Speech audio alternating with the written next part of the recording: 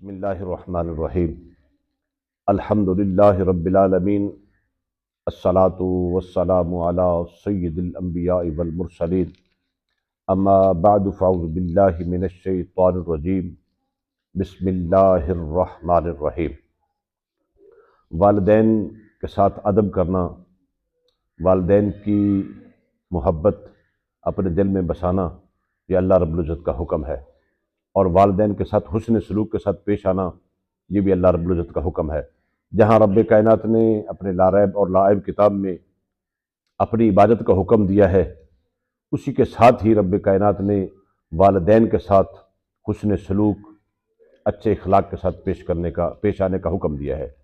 اور جب بندہ والدین کے ساتھ حسن سلوک سے پیش آتا ہے، ان کی فرما برداری کرتا ہے، ان کے حکموں کو بجا لاتا ہے، ان کے حقوق کا خیال رکھتا ہے، تو پھر رب تعالیٰ کی رحمت اس بندے کا مقدر بن جاتی ہے،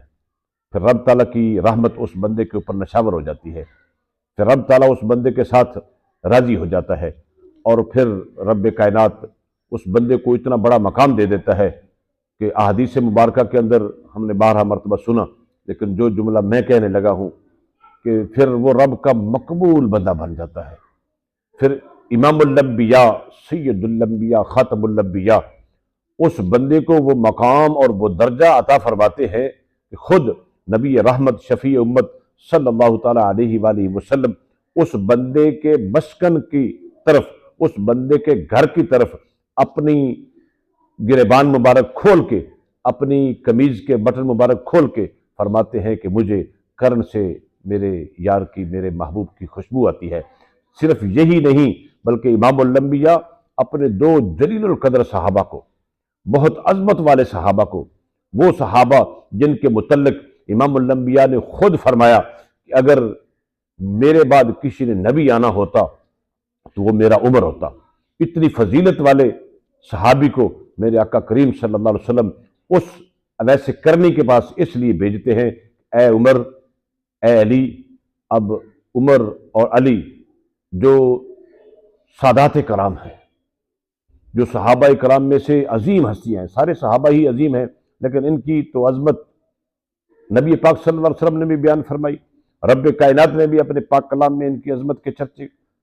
تو بیان فرمائے۔ تو ان 2 عظیم ہستیوں کو امام الانبیاء صلی اللہ علیہ وسلم خود بھیج کے جناب اویس کرنی کے پاس یہ ہمیں بتاتے ہیں کہ جو بندہ والدین کا فرما بردار ہوتا ہے، رب تعالیٰ اس کی دعاؤں کو قبول کرتا ہے۔ تو مستجاب الدعوات ہونے کا،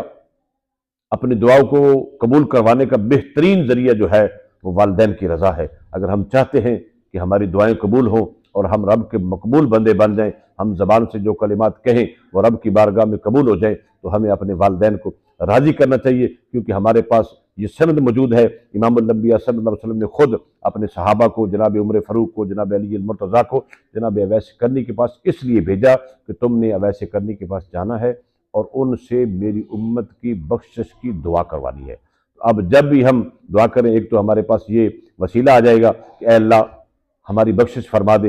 اور ہمیں ان لوگوں میں شامل فرما دے جن لوگوں کی تو نے جناب اویس کرنی کی دعا کی نسبت سے بخشش فرمائی ہے۔ ایک تو یہ ہو گیا، اور دوسرا ہمارے پاس یہ ایک نسخہ آ گیا کہ ہم نے اگر اپنی دعاؤں کو قبول کروانا ہے تو ہمیں والدین کی خدمت کرنا ہوگی، والدین کی فرما برداری کرنا ہوگی۔ بس اس نسخے کو ہم اپنے پلے باندھ لیں، اپنے والدین کو راضی کر لیں، پھر ہم زبان سے کلمات ادا کریں گے، رب کی بارگاہ میں وہ کلمات قبول ہو جائیں گے۔ رب کائنات ہم سب کو اپنے والدین کی فرما برداری نصیب